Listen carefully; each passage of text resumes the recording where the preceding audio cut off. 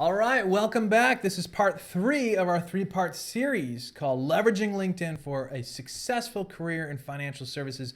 I'm Dennis Grady from the Career Advisory Group, and today we've got the 7 mistakes you're making on your LinkedIn profile. We're going to talk about the red flags and the pitfalls that are all too common and that are scaring away opportunities. And one of the things I hear from professionals in finance that are seeking jobs is that LinkedIn doesn't really work for them. They're not getting opportunities through it. Well, all this is going to start to optimize your profile to increase the number of opportunities that you see coming your way. And the most successful careers that I see in my business are those people who are well connected and that market their skills and their performance. And that attracts lots of potential opportunities. And with LinkedIn, you can put up a great profile and be active without needing to be a type A, outgoing, aggressive salesperson. Another interesting thing here, I don't know if you knew this, but 94% of recruiters are using LinkedIn to find talent. Only 36% of social job seekers are using LinkedIn to get jobs. So there's a huge opportunity here to outperform the competition very quickly. But you need to become an expert on this tool. And we're gonna help you. Fret not. We're gonna help you become an expert. So today what we're gonna cover are the 7 shoot yourself in the foot mistakes being made on LinkedIn. So let me run through them, and then I'm going to go into each one and explain them in more depth. So the first one is that your headline or job title is just a hierarchical title, which we've touched on in the past, but I want to expand on that because it's very important. 2, your headline just says seeking opportunities, and I also see this in people's job titles too. So just seeking opportunities, terrible. Job description is blank or thinly populated. So that's another typical pitfall. Another big one is using your Facebook picture on LinkedIn profile, on your LinkedIn profile. And this is actually a red flag or a mistake that I made at one point. I'll tell you that story when we get to that section. Number 5, misrepresenting your years of experience, which happens to happen quite often and somewhat inadvertently. Not updating your profile regularly is number 6. And number 7 is not having recommendations on your LinkedIn profile or having irrelevant recommendations. So let's start out and talk about the hierarchical titles in your headline and job title. And this happens very often. People just put in analyst or vice president or senior associate, and that's good information, but it's only part of the story. And in fact, it's not much of the story because Apple, it's not apples to apples from company to company. So titles are never apple to apple from company to company. So you want to talk about what you do functionally, okay? So that's where there's a common thread from company to company.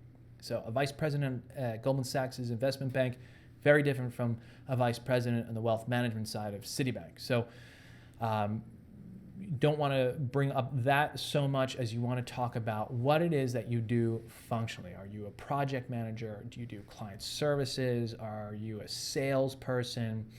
Operations, or your financial analyst? So whatever it is, make sure that bit is included. So that's important, because if you do it that way, sometimes it can constrain you. Okay, so if you're totally focused on your title, they might say, well, this is not a vice president role, so they might skip over you, even though the title is not in line. Okay. So number 2, headline is seeking opportunities. This is a terrible one.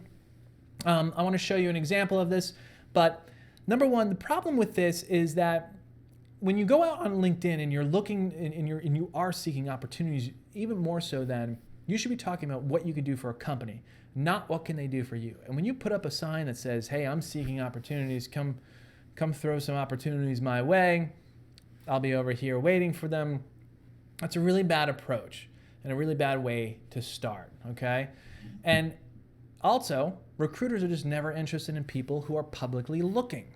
I don't know if you knew this, and maybe it's a little bit of an inside thing. There are a lot of recruiters out there that are pulling resumes out off the internet and stuff, but real recruiters, especially in the financial services space, and more so these days, you're not providing your client any value if you're just getting resumes or LinkedIn profiles of people who are out there publicly looking, because they're probably already in front of that client. So not necessarily the best type of person that you want to reach out to. And so here I ran a search on seeking opportunities, seeking career opportunities, or if we just say seeking opportunities. Now this is a search that no one in recruiting would ever do, because they're not looking for that. They're looking for function. They're looking for product. They're looking for, the type of clients that you deal with. So, here's financial services professionals seeking opportunities. So that tells me absolutely nothing about this person in their profile, which is a shame. So here he squandered some major SEO spots, which are right here and then right here, with this seeking opportunities, which no one is running a search on, and that is, in a lot of ways, it's an immediate turnoff. Okay. The other thing that you can keep an eye on here is if you don't put a headline in and you just put in a job title here, it'll automatically become your headline. So when I run this search, even if he comes up on some other search, this doesn't tell me why this is someone I should talk to. Okay, this doesn't tell me much about why this person is particularly of interest to talk to. So please avoid this. This is a really bad one, and it's gonna, especially if you're seeking opportunities, that's when you should absolutely not have that in your profile, okay? So the next one is your job description is blank or thinly populated. So I've talked about this a little bit before. Details equal credibility. Don't squander the opportunity, the SEO opportunity, and the opportunity to get yourself immediate credibility by providing some details in the job description section. If people just leave it blank, it really passes the wrong message. It tells people that you're not really maybe interested in what you do, or you don't care, or maybe you don't even know. So this is a problem. I see this often.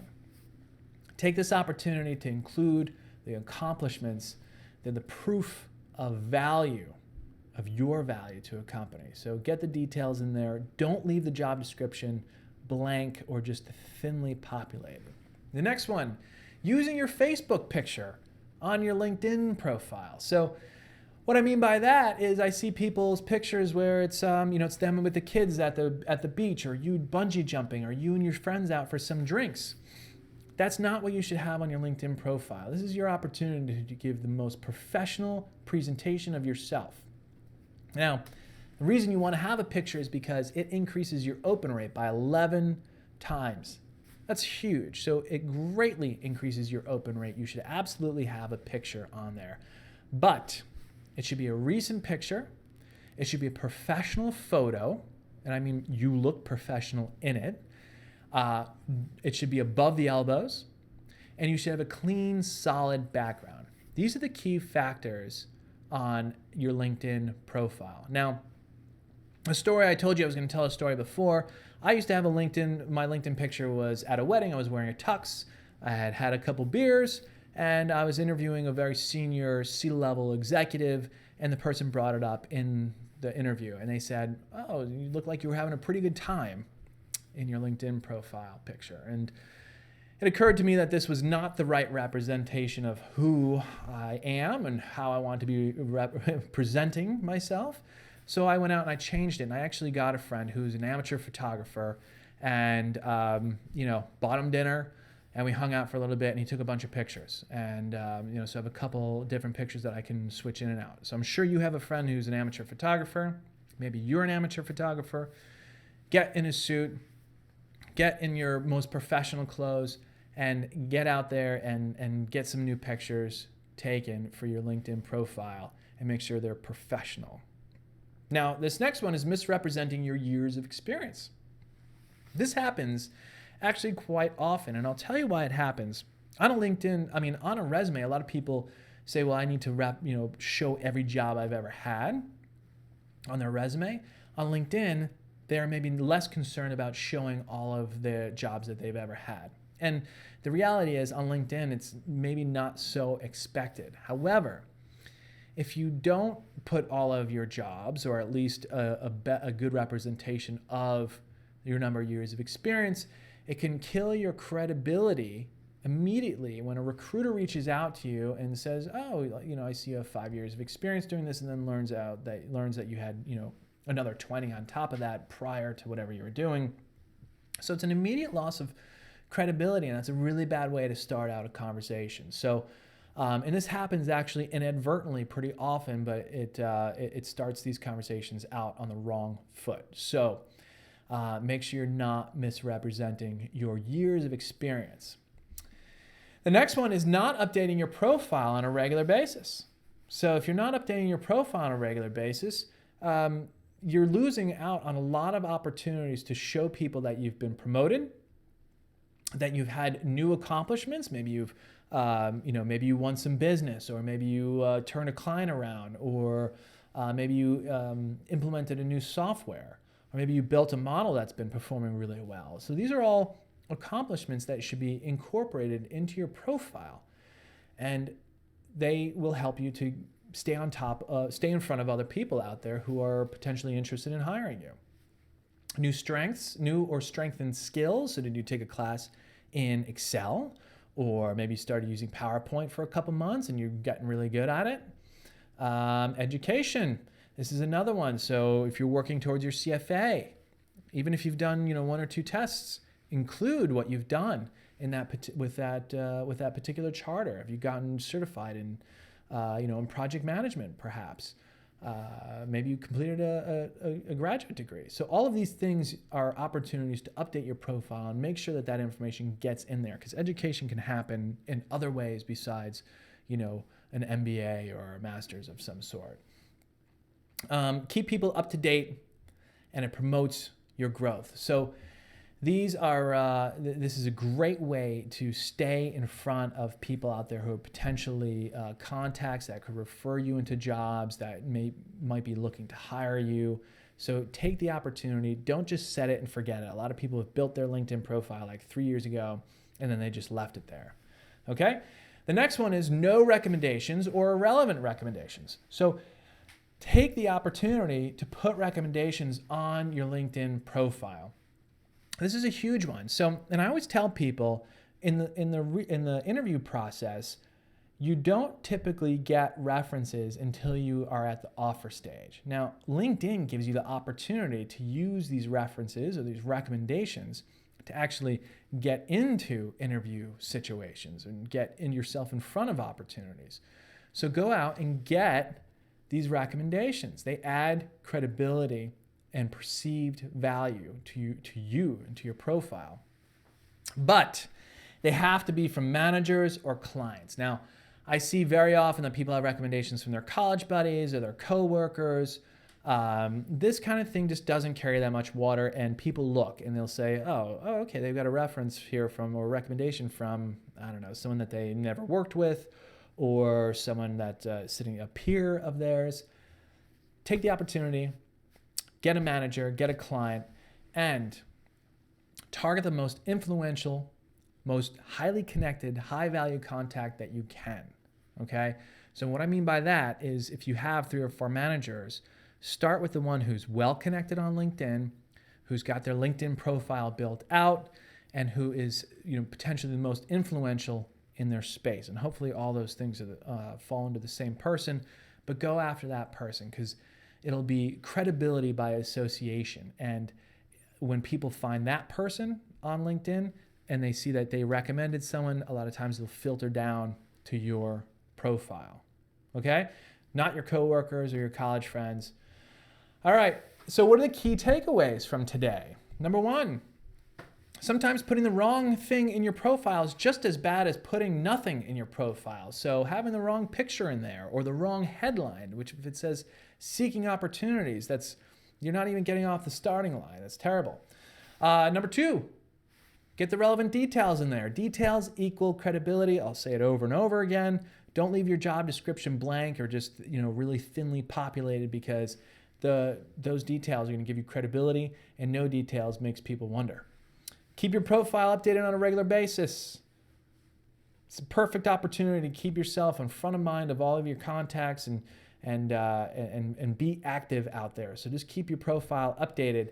And number 4, get the right recommendations. Recruiters aren't impressed by how impressed your mom is with you. So, my mom's super impressed with me, but, you don't care. So you don't do that either. Focus on people who have managed you directly or people who are a client of yours. Those are the types of people you want to get recommendations from, okay? So what's up next? So now we've had all three of these videos, and now you're equipped with a valuable arsenal to start building out your profile. And it's going to improve your chances of getting noticed and getting opportunities for your career. But there's lots more that you could be doing to really outshine the competition and really start taking your career in whatever direction that you want. So we have a little bonus for you, and I think you'll like it. It's coming out in just a few days. So keep an eye out for it, okay? We're going to send it to you along with via email, the way these were sent out to you as well. And in the meantime, you can follow us on Twitter @followtcag, or like us on Facebook, or you can send me an invitation on LinkedIn. And connecting with me will get you in front of a lot of other recruiters and hiring managers, and I'll accept it. So send me an invite. And until then, don't leave your career to chance, and we'll see you again soon, all right?